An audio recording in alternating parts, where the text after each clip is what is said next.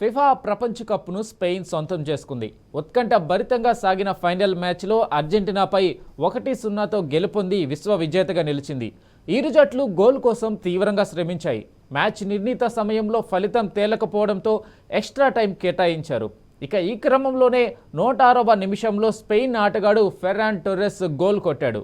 గత టోర్నీలో ప్రీ క్వార్టర్స్లోనే వెనుదిరిగాక పక్కా ప్రణాళికలతో అడుగులేస్తూ 2023 నేషన్స్ లీగ్, 2024 యూరో కప్ గెలిచిన స్పెయిన్ ఇప్పుడు ప్రపంచ కప్ను సొంతం చేసుకుంది.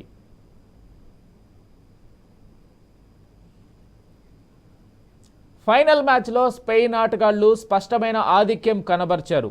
బంతిని 68% తమ నియంత్రణలోనే ఉంచుకున్నారు. గోల్ పోస్టు వైపు 11 షాట్లు సంధించారు.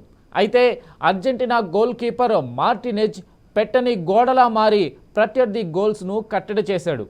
మరోవైపు అర్జెంటీనా ప్లేయర్ ఫెర్నాండోకు రెడ్ కార్డు జారీ అయింది. దీంతో ఈ జట్టు 10 మంది ప్లేయర్లతోనే మిగతా ఆట కొనసాగించింది.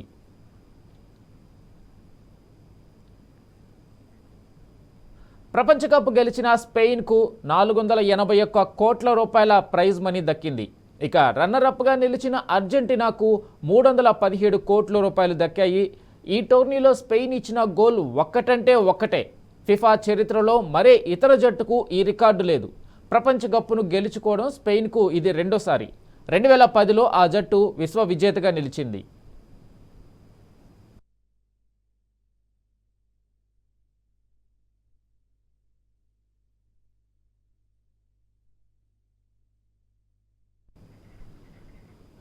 ఫిఫా ప్రపంచ కప్ను స్పెయిన్ సొంతం చేసుకుంది.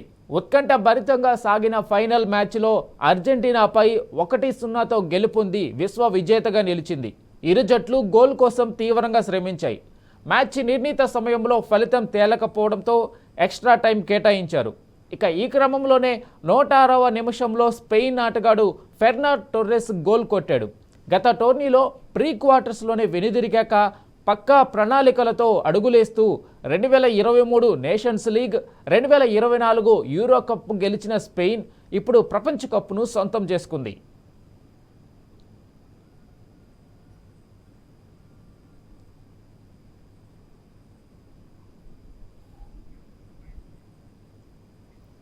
ఇక దీనిపై పూర్తి అప్డేట్ మా ప్రతినిధి మహేష్ అందిస్తారు. మహేష్, చెప్పండి, ఫిఫా వరల్డ్ కప్ ఫైనల్కి సంబంధించి అప్డేట్ ఏంటి? స్పెయిన్ గెలవడానికి గల కారణాలు ఏంటి? వెంకట్, క్రీడా ప్రపంచాన్ని ఉరుతొలగించిన ఫిఫా సాకర్ మహాసంగ్రామంలో డిఫెండింగ్ ఛాంపియన్ అర్జెంటీనాపై యూరోపియన్ కింగ్ స్పెయిన్ పై చేయింది. మెగా టోర్నీలో స్పానిష్ టీం రెండోసారి విజేతగా నిలిచింది. ఆఖర్లో అద్భుతాలు నమోదు చేస్తూ వరుసగా రెండోసారి ఫైనల్కి వచ్చిన అర్జెంటీనాను స్పానిష్ టీం ఏమాత్రం అడ్డుకున్న పరిస్థితి కనిపిస్తోంది. మెస్సీ మ్యాజిక్ చేయకుండా నిలువరించగలిగింది.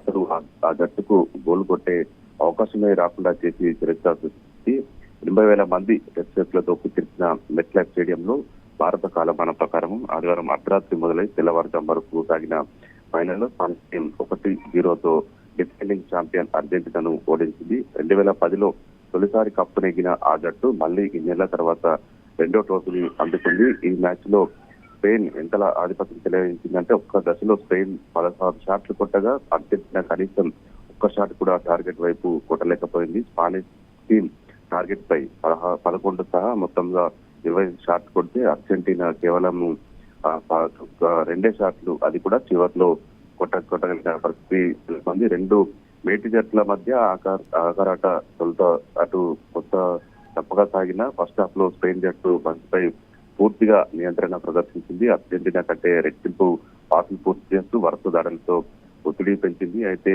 మెస్సీ సేన డిఫెన్స్ లైన్ అంతే నీట్ గా స్పందించి స్పెయిన్ దాడులను తిప్పుకొట్టింది. 5 నిమిషాల్లో స్పెయిన్ యువ సంచలనం లామిన్ యమాల్ రైట్ ఫ్లాంక్ లో బంతిని అందుకొని టార్గెట్ పై దాడి చేసినా కానీ గోల్ కొట్టలేకపోయాడు. ఆ వెంటనే మెస్సీ సేన సైతం కంట్రోల్ అటాక్ ప్రారంభించింది. దశలో మెస్సీని బంతిని ప్రత్యర్థి వద్ద తీసుకెళ్లిన స్పెయిన్ కీపర్ కఠినంగా ఆడుతున్నట్టు చెప్పాలి. మొత్తంగా చూసినట్టయితే ఇటు స్పెయిన్ ఈ రోజు వరుసగా రెండోసారి కూడా విజయం సాధించింది. అర్జెంటీనాపై ఎంతో ఆశలు పెట్టుకున్నా మెస్సీపై కూడా ఇటు ఎంతో ఆశలు పెట్టుకున్నా అని స్పెయిన్ కట్టడి చేయడంలో పూర్తిగా విజయవంతం సాధించిందని చెప్పాలి. Right Mahesh, thank you.